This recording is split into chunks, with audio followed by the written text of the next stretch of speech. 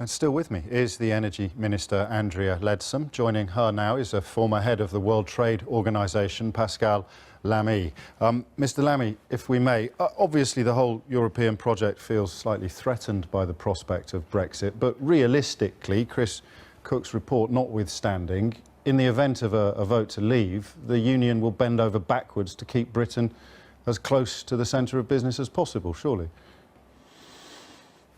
Well, that's speculation. The reality, I think, is quite different. The reason why UK joined the European Union 40 years ago was free trade. If UK leaves, it leaves the Union and it leaves this free trade zone and the single market. It will import more because of the zero tariff, which the Brexit campaign says will be the UK trade policy after having left. So less exports because of tariffs in the European Union, which is 50% of UK exports, plus the 50 other countries with whom EU has a preferential trade agreements. So more imports, less exports, less production, less jobs. That's the equation. This is also speculation, of course. Well, I've been in trade negotiations for 20 years. Trade negotiations are not about love. They're about hard numbers. They're about clout. They're about bargaining capacity. Standing alone, UK loses the bargaining capacity it has with other countries because it belongs to the European Union and because the European Union is 500 million consumers. Like, by the way, that's the reason why the US, Canada and Mexico have a free trade agreement. I mean, trade is a world of elephants. 500 million. China, India, more than 1 billion. That's what trade is about. That's what trade negotiations are about. So look at the UK outside in the cold. Again, more imports, less exports. That's roughly what I call shooting in one's foot. And Andrea Leadsom, we won't be an elephant anymore. I'm not sure what we will be, but it won't be anywhere near as big. Well, you know, the EU has negotiated free trade arrangements with economies of the size of about $7 trillion US. That's the EU's elephant. Switzerland, with a population of less than 30 million, has negotiated free trade around the world with an economic size of about 27 trillion. So that is, by my reckoning, a great achievement from a far smaller country. And of course, the fleetness of foot is vital.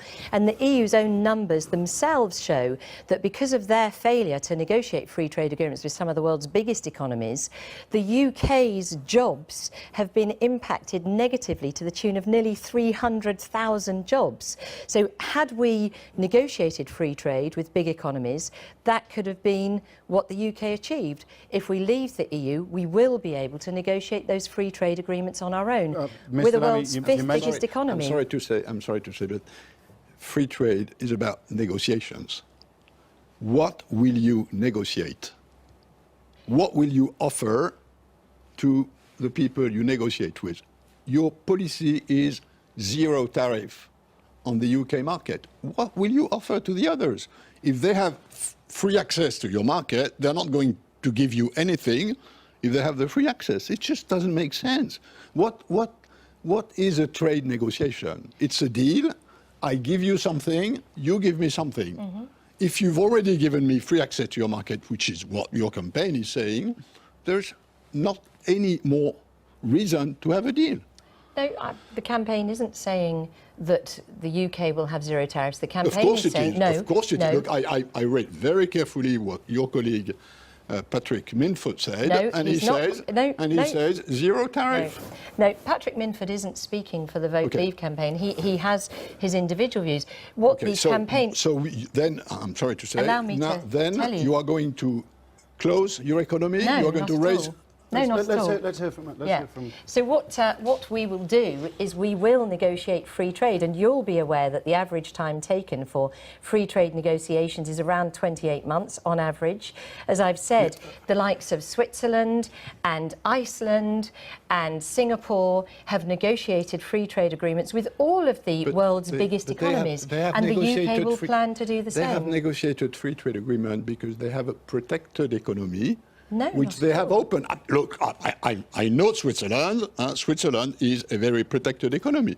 So these countries have a protected economy, and what they do in a negotiation, they lower the protection for the price of market access everywhere, which is, you're absolutely right, which is why Switzerland negotiated a free trade agreement with China.